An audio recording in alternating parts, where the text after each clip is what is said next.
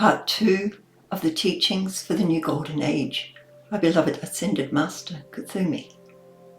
Preparing Teachers for the Golden Age. Mankind's opportunities. Each individual determines, consciously or unconsciously, according to his spiritual development, how much of the spiritual blessings he will draw into his own consciousness. The lethargic will not make the necessary effort to magnetize the currents of a spiritual hour. Thus, in the ministry of Jesus, millions lived on, absorbing little or nothing of his presence, and only the few alert enough to grasp that hour rose on the impetus of the Christ power into their own Ascended Master presence. Man takes the gift of a new day too lightly. When one perceives that creative thought force and energizing feelings can and will mold out of today's life whatsoever one wills, such an individual realizes that he is no longer the victim of yesterday's errors, nor the unconscious creator of tomorrow's chains. Today is the day of opportunity.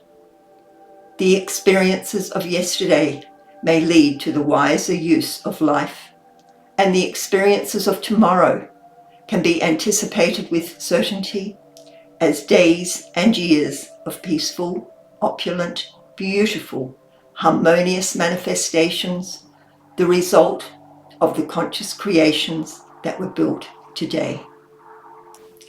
Man has been taught that his life energy flows into whatever his attention rests upon, energizing, amplifying, and increasing the object upon which his attention rests. Herein is the power of man, and herein also is the clue for release and relief from limitations of every kind. As man chooses consciously that upon which his attention rests, his life, flowing into that goal, will amplify opulence, health, beauty, peace, and the fullness of God's kingdom. Today, man is a result of the inversion of this law. He has allowed his attention to rest upon all manner of evil, and his life, obediently entering into the object upon which his attention rests, amplifies and multiplies the appearance of limitation, discord, disease, and distress. There are many wishful thinkers who enjoy contemplating a kingdom of heaven on earth, but there are not many who wish to start with themselves in establishing a manifest example of the divine pattern here on earth.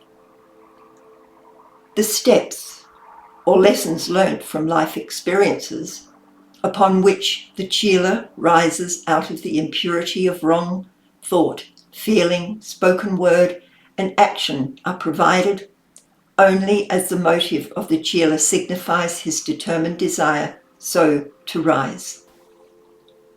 Many spiritual pilgrims are content to rest for many lifetimes upon one step, considering it the ultimate, until that individual, through free will, desires to go higher.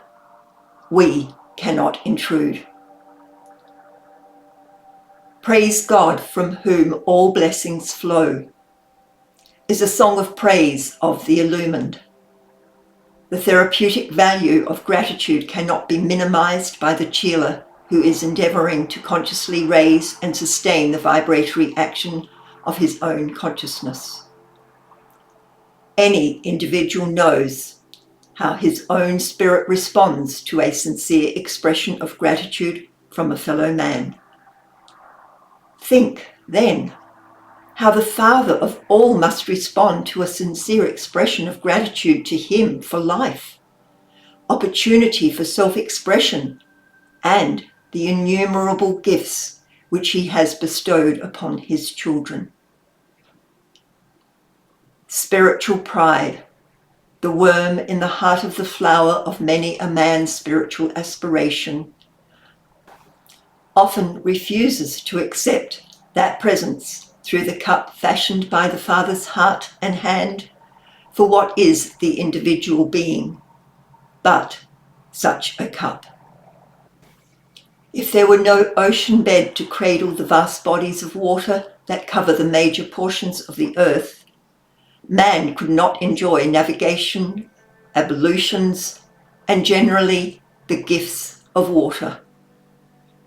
All the gifts, powers, and activities of God through nature are embodied for the specific blessings of the kingdoms which they serve.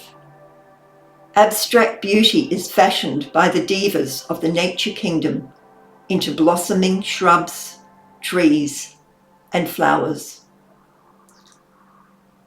Abstract divinity is graciously embodied in those who wish to bring the perfection and glory of God to man. Such a focus of divinity was expressed through the Master Jesus, that man might see, know, feel, touch, and experience the glory of the Father. The development and externalization of similar foci through many men is our service to life. The Brothers of the Golden Robe are dedicated to teaching individuals who desire to know best how to serve God and their fellow man. All life operating on the principle of the circle returns eventually to the individual who drew it forth and qualified it constructively or destructively. Man enjoys sending his life forth in thoughts, feelings, words, or actions to suit his fleeting purpose. Man then recoils from the returning energies, which sometimes take many embodiments to complete their circle. It is to equate mankind with the inevitable truth that he cannot escape his returning energy that we come. When man learns that every electron which passes through his consciousness must be redeemed through himself, he will take less liberty of life and set his feet upon that path toward mastery.